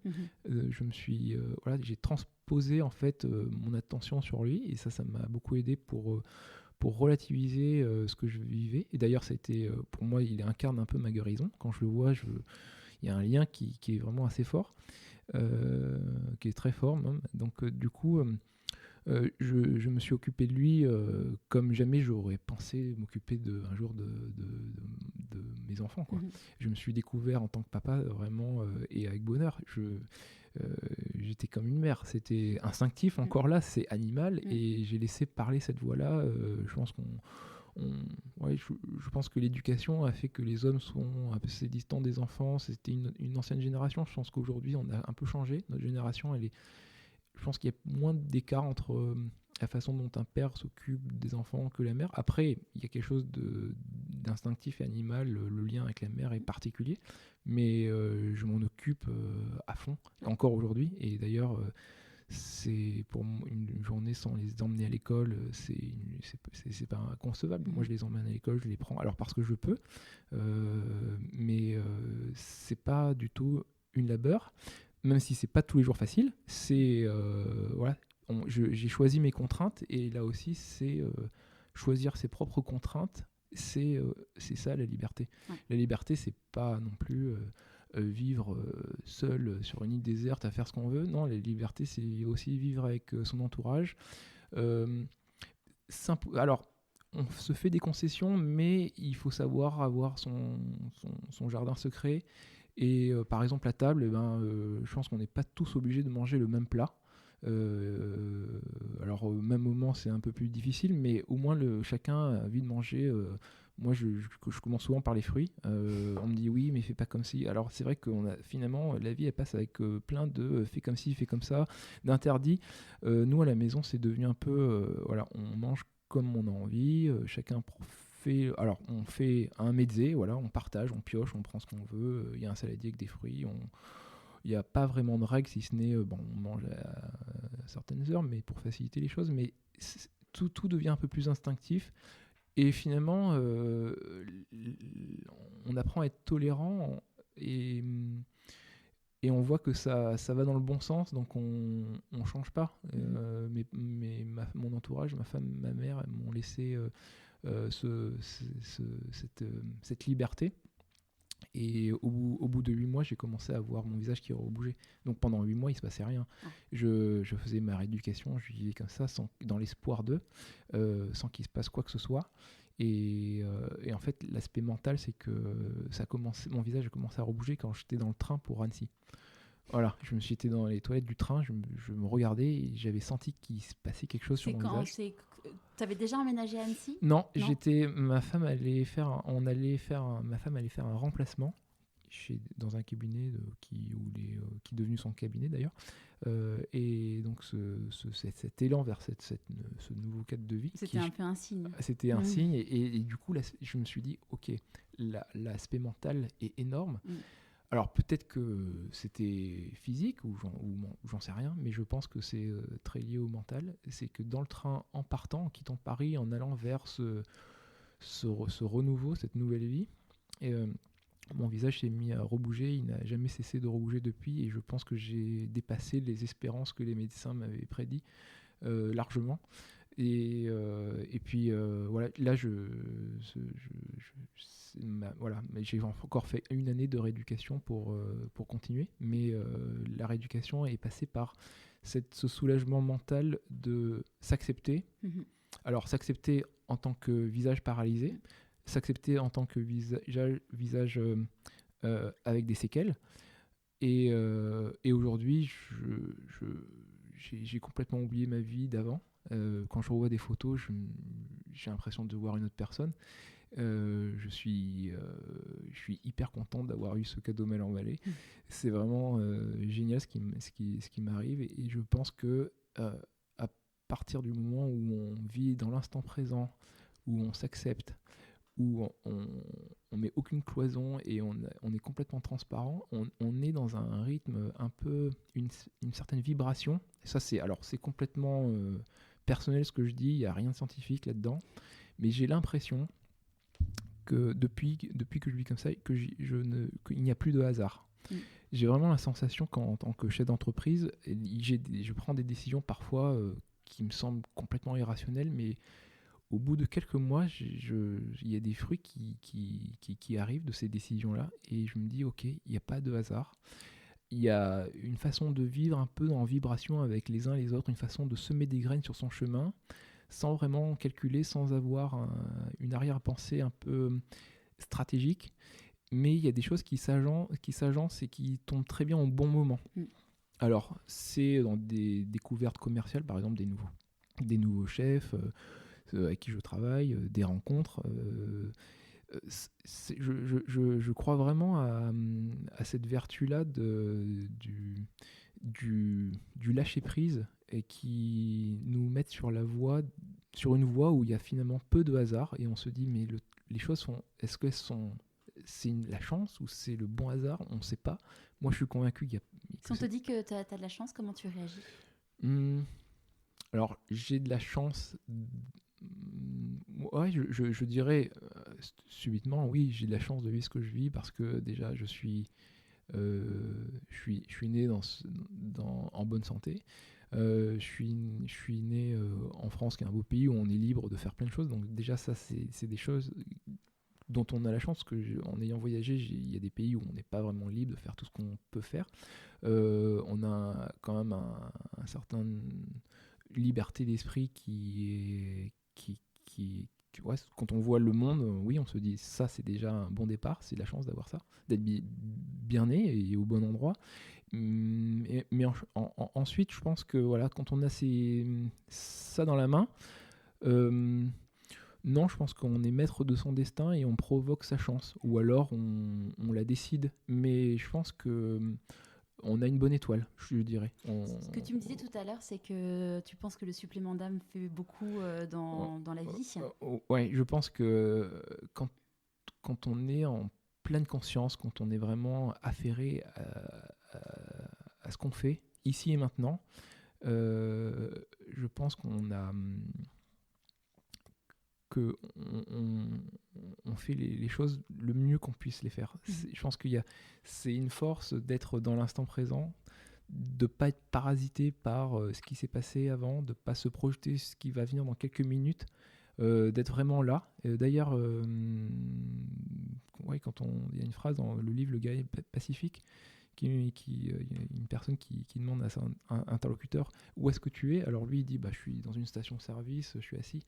Il répète non, où est-ce que tu es? Et au bout de l'interview il finit par dire je suis là. Et voilà, ça c'est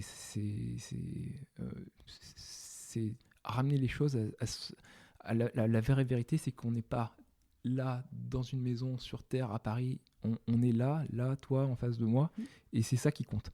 Donc c'est ce contexte-là qui fait qu'on a une grille de lecture assez différente, on a une façon de vivre un rythme de vie assez différent, et du coup on a une intention dans tout ce qu'on fait, parce qu'on a l'intention de vivre dans l'instant présent. Et je pense que dans le yoga, donc maintenant je fais beaucoup de yoga, et il y a une similitude dans le yoga, dans ma vie, tout ça c'est une continuité, d'avoir une intention. Quand on fait du yoga par exemple, on a l'intention d'être fluide. Aujourd'hui je fais ma séance, je veux être fluide, ou je veux le faire pour telle ou telle personne qui peut pas par exemple. Donc cette intention-là, si on la met dans tous nos gestes du quotidien, je pense qu'il y a un supplément d'âme, et si on a vécu quelque chose de fort, il y a une raison supérieure pour lesquelles on fait les choses qui les rend plus faciles. Alors par exemple la course à pied, courir 170 km, je pense que d'avoir vécu ce que j'ai vécu, je le cours pas pour battre tel ou un tel concurrent ou pour la performance, je le cours pour moi. Je cours pour finir, et il y a ce supplément d'âme qui fait que voilà, même si sur une des courses j'ai eu un problème une blessure au pied, j'ai pas abandonné, j'ai eu cette force supérieure qui m'a fait franchir la ligne d'arrivée, parce que j'ai décidé d'être là, je voulais la franchir sans me mettre bien sûr en danger physique, mais la barrière mentale n'a pas existé, parce qu'il y avait ce supplément d'âme, cette raison supérieure pour lesquelles je fais les choses, et je le fais quand je m'occupe de mes enfants, quand je bois un thé, quand je fais à manger. Faire à manger, parfois avant c'était assez mécanique, même si on prend des bons éléments au magasin bio.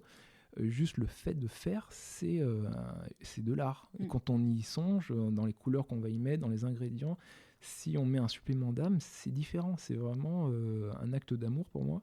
Et voilà, donc moi je fais la cuisine à la maison, je fais les courses, voilà, je décide de ce que je vais faire à manger pour moi, pour les autres. Et ça c'est une parenthèse dans la journée qui a autant d'importance que de s'occuper de ses enfants, de s'occuper de soi. Et je pense que dans une journée, il faut aussi s'occuper de soi et s'autoriser. Alors, chacun va dire 1 heure, 2 heures, 30 minutes, mais je pense qu'il faut...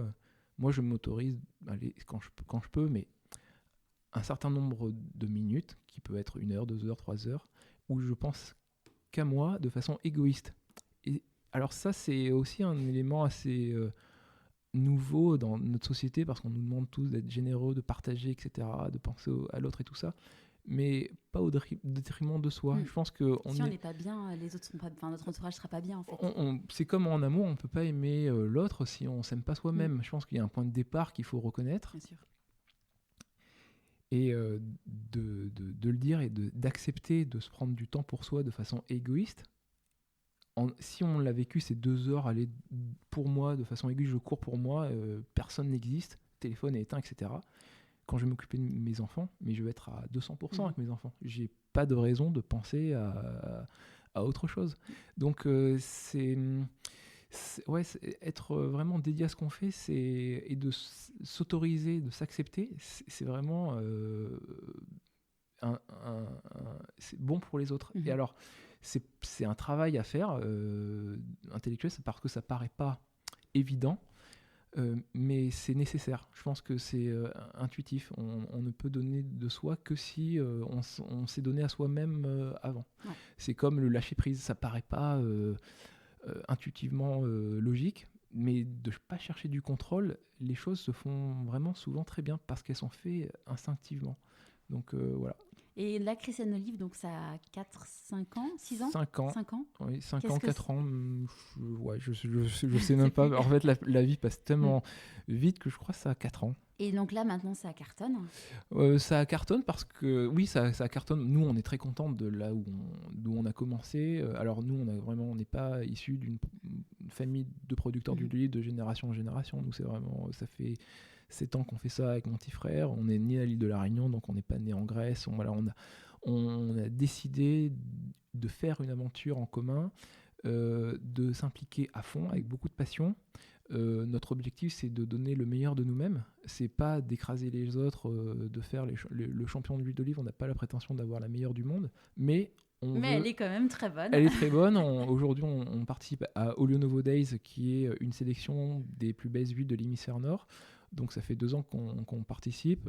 On était au podium hier sur le concours, sur plusieurs critères: l'huile, le packaging, l'éthique, la clarté, la transparence des informations. Donc ce qui nous satisfait, c'est d'être dans le jeu.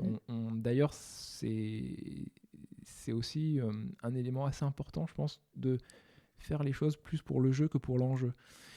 Et parce que l'enjeu dans une compétition comme ça, où ça dépend des autres compétiteurs, ça dépend du jury, mais alors on serait triste si on n'y arrive pas.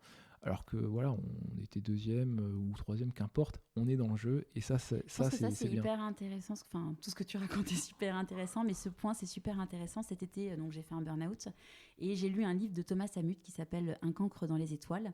Et en fait, en lisant ce truc, j'ai eu un espèce d'éclair sur la vie, en mode où il disait en fait finalement aujourd'hui on est dans une société où en fait c'est l'objectif qui nous rend heureux, et c'est pas le moyen d'atteindre cet objectif. Et donc, je me rappelais mes objectifs marketing, où en effet, même le jour où j'avais mon augmentation, j'avais mon atteinte de génération de leads, enfin bref, j'atteignais mon objectif, mais je m'en fixais toujours un autre après. Donc, en fait, j'étais jamais heureuse parce qu'il y avait toujours un truc qui faisait que... Et en fait, je me suis dit, mais oui, mais la vie, le bonheur, c'est de faire. Et puis, si tu atteins ton objectif, évidemment que tu es encore plus heureux, mais c'est pas ça la finalité et le but en soi. Complètement. La clé de ça. Ouais, je pense que pour être heureux, c'est encore le parallèle, et c'est pour ça que c'est intéressant. Le sport, la vie, tout ça, c'est la vie, en fait. c'est pas de gagner. D'ailleurs, les plus grands champions qui ont eu des victoires ont ce point commun de dire que c'est pas la victoire finalement qui compte, mais c'est tout le travail que cela a nécessité. C'est l'entraînement. En fait, la fin en soi, c'est pas la victoire, c'est pas la course, c'est pas le match, mais c'est tout l'entraînement, c'est le quotidien. D'ailleurs, ça serait triste que ce soit la victoire, parce que sur une course, une compétition, où il y a 20 compétiteurs, ça serait dommage que de faire ça, d'y prendre part pour qu'il n'y ait qu'un seul heureux. D'ailleurs, Thomas, il est coach mental, notamment de tous les grands sportifs nageurs du cercle des nageurs à Marseille.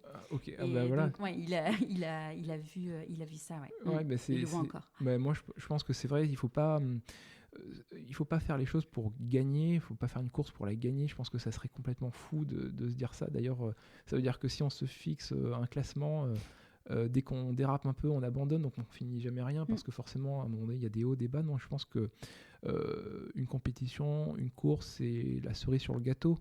Mais ce qui compte vraiment, c'est tout le chemin, la discipline que cela demande. Et il faut vraiment prendre du plaisir là-dedans, parce que sinon on sera toujours malheureux. Parce que tôt ou tard, la vie, elle nous rappelle à ce qu'on est. Aujourd'hui, on est moins en forme parce qu'on n'a pas bien dormi, on a eu, je sais pas, une expérience différente d'un autre. Du coup, si on mettait notre bonheur dans les mains des autres, ça serait un peu dommage. Faire une course et gagner et être heureux de ça, c'est finalement mettre son bonheur sur la force ou la faiblesse de ses adversaires.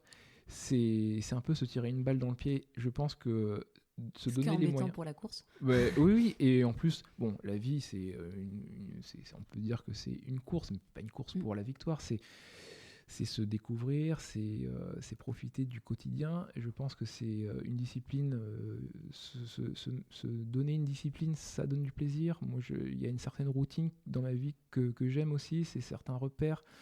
Et parfois, il faut savoir sortir de sa zone de confort. Donc tout ça, c'est un peu des nuances, des extrêmes qu'il faut aller chatouiller. Je pense que les habitudes sont jamais bonnes. Oui, puis en plus, on est des petits. En fait, on se dit, tu fais une course pour gagner. Mon mari a refait le Marseille-Cassis 10 ans après. Et là, c'était en octobre. Et donc, il explique à nos enfants qui ont 8 et 5 qu'il a couru et tout. Et le premier truc que mon fils a demandé quand il a fini, il a eu au téléphone, « Papa, t'as gagné !» Alors non, c'était pas l'idée, c'était pas l'objectif. Il était, je sais pas combienième dans le classement, mais c'était pas le sujet en fait. Et dès petit, tu te dis, le premier truc auquel il a pensé quand il a parlé de sa course, c'est t'as gagné, mais non. Et j'avais pas l'intention de gagner. J'ai juste fini et c'est déjà cool en fait. Déjà, je pense qu'il faut pas faire les courses pour battre les autres, mais il faut pas faire les courses contre soi. Il faut faire les courses pour soi. Et il faut faire les choses pour soi. Et avant tout, si on est satisfait de l'éthique qu'on s'est fixée, si on est droit dans ses bottes, moi je dis qu'on est à la verticale de soi, c'est-à-dire qu'on est vraiment droit dans ses principes, on n'est pas en porte-à-faux. Je pense qu'on on donne le meilleur de soi. Et après, forcément, en interaction avec les autres, on donne le meilleur de nous-mêmes aux autres. Et le point de départ, c'est nous. Et je pense que c'est important de ne pas se tromper d'objectif. L'objectif en soi, c'est pas d'être le meilleur du monde, c'est d'être le champion du monde de son propre monde. Et ensuite, on pourrait donner le meilleur de soi. Donc, moi, je suis content quand je donner le meilleur de moi. Je suis entièrement dédié à mon entourage. Et même s'il n'y a pas de victoire au bout, je pense qu'il y a des gens qui ont des victoires et ça leur suffit jamais. Ils courent après des objectifs et ils sont jamais satisfaits. Le but dans la vie, c'est d'être heureux, d'avoir un rêve et de se réaliser. C'est le chemin. D'ailleurs, la vie, l'objectif de la vie, la finalité de la vie, c'est on va tous mourir. L'objectif, c'est pas d'y arriver le premier, c'est tout ce chemin qui va nous y conduire le plus tardivement possible. Mais si on se retourne sur sa vie, admettons à 90 ans, et qu'on se dit bon, je suis content, j'ai tout eu, mais je suis passé à côté de ma vie, je pense que ça serait vraiment triste parce qu'on peut plus recommencer. Alors si on arrive à se dire ok, j'ai vécu pleinement selon mes principes, selon mes goûts, en étant à la verticale de moi-même, voilà, qu'on ait eu des victoires ou pas, on s'en fiche. Ce qui compte, c'est qu'on soit vraiment en accord avec soi-même, et au moment de partir, je pense que c'est ce qui comptera le plus. C'est clair. De quoi tu es le plus fier aujourd'hui ? Je suis le plus fier de la famille que j'ai fondée, de l'endroit où je les ai emmenés. Alors, bon, j'ai pas été le seul à tirer la remorque avec tout le monde dedans, mais j'étais le moteur, et aujourd'hui, d'être dans les montagnes, de vivre, de montrer à mes enfants que voilà, il y a les 4 saisons, de les vivre, c'est-à-dire que l'hiver, on a les pieds dans la neige, le printemps, c'est dans les fleurs, l'été, il fait chaud, et le printemps, c'est le paysage orange. L'automne, voilà, de ce contraste-là. Pour moi, quand j'étais à La Réunion, par exemple, j'avais pas d'hiver, c'était toute une saison, et l'été, j'étais attiré par ça, par ce contraste-là. Voilà, les emmener dans cet endroit-là, voilà, d'être producteur d'huile d'olive, leur montrer, quand je vais en Grèce, je leur montre comment poussent les oliviers, comment on fait l'huile d'olive. Alors forcément, on a un potager, on a des arbres fruitiers, comment on cueille le basilic, les tomates, d'être rappelé à la vie, au terroir, ça j'en suis fier, et voilà, c'est en étant producteur d'huile d'olive que j'ai pu emmener mes enfants à découvrir ça, d'avoir cette vie un peu entre la Grèce, la France, donc c'est une ouverture d'esprit, c'est des cultures différentes, ça c'est pour moi une fierté. La fierté, c'est le chemin que j'ai dessiné, qui n'était pas forcément très rassurant si on l'écrivait sur une page blanche, mais d'avoir osé le faire, et d'avoir eu un entourage qui m'ait compris, et qui m'a suivi un peu dans l'aventure. Je pense que ça, c'est la fierté. Donc c'est l'entourage que j'ai eu, l'ouverture d'esprit qui m'a permis de le faire. Ça, c'est important. Tu parles le grec d'ailleurs ? Très, très mal, et vraiment les rudiments. D'accord. Donc, alors c'est très méditerranéen comme pays, et ils parlent très bien anglais, mais par contre, quand on essaye de parler grec, donc c'est pareil, c'est donner le meilleur de soi. L'objectif, c'est pas d'être complètement bilingue, mais d'essayer de faire.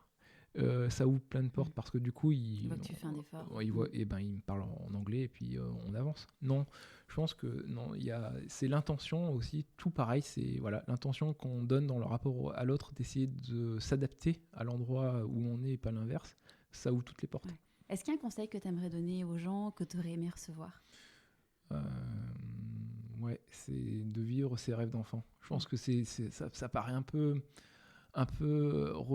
vu et revu, je pense que ça paraît un peu même idyllique comme vision, mais je pense que voilà, on a des rêves, et chacun a sa vie, chacun a ses rêves, et personne n'est là pour dire ce que toi ou toi tu dois faire, parce que la vie, elle peut s'arrêter n'importe quand.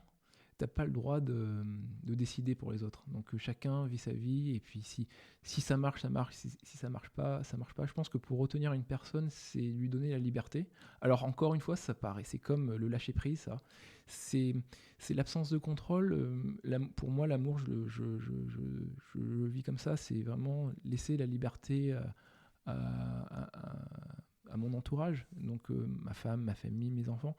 Je pense que c'est ça. Ça paraît un peu difficile de se dire ok, je m'autorise de lâcher prise, de l'absence de contrôle, pour finalement garder mon entourage et mon confort, mais c'est cette grille de lecture qu'il faut effacer. C'est ça, c'est de laisser les gens libres de faire ce qu'ils veulent, et ça sera bien rendu pour eux et pour vous. Et aujourd'hui, est-ce qu'on peut déguster ton huile d'olive sur une table d'un grand chef ? Oui. Plus que dans la cuisson. Alors oui, bien sûr. Chez Johan Comte, donc, alors je pense qu'il a été sensible à mon histoire. Donc je pense que plus que le produit, je pense qu'il y a l'histoire qui lui a vraiment parlé. Donc il est venu en Grèce faire la récolte. On lui a dédié une parcelle pour son restaurant. Donc même sa famille vient en vacances pour faire la récolte. Donc Johan Comte, qui est chef 2 étoiles à Annecy, utilise notre huile. D'ailleurs, forcément, il avait des fournisseurs au début, on ne l'a pas tout remplacé comme ça. Mais un jour, il m'a invité chez lui, parce que j'étais un peu impatient. Je me suis dit, les commandes pour la cuisson, est-ce que on peut passer à autre chose ? Il me dit, j'ai encore pas mal de stock, mais regarde avec quoi je fais la cuisine pour mes enfants. Et c'était avec mon huile. Je suis rentré chez moi, je me suis dit, c'est bon, tout va bien. Donc, alors chez lui, dans son restaurant et dans sa cuisine, alors déjà, ça c'est pour moi très important. Après, chez Jean Sulpice, qui est aussi 2 étoiles, qui sont voisins, et qui est de l'école Marc Vera. Donc, chez lui aussi, on peut retrouver notre huile. Après, on a des chefs qui sont pas étoilés. Des chefs qui sont pas forcément sur la course à la performance ou à la reconnaissance, mais qui aiment le produit. Ça compte. Nous, on ne veut pas viser que les étoilés. Je vends des huiles à des individus qui n'y connaissent rien. Je leur explique à des chefs qui aiment le produit. Mais alors, on a une vitrine, c'est les étoilés, mais pas que. Et voilà, il m'est arrivé même me déplacer dans un restaurant pour livrer une bouteille. Même le colisage, à fois on me dit c'est quoi ton colisage? Moi, le colisage, c'est une bouteille, quoi. C'est pas.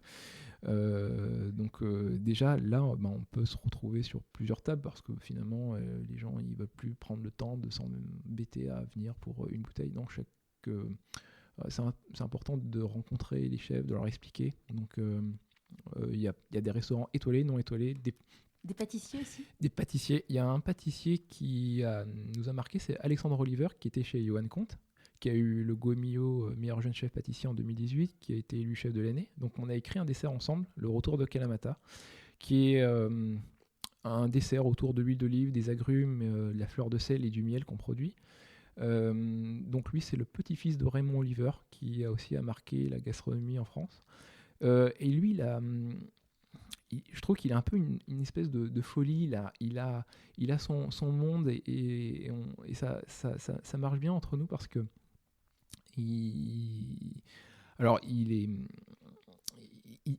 on a beaucoup travaillé sur ce dessert-là, mais finalement pas tant que ça parce qu'on a gardé les aliments assez bruts.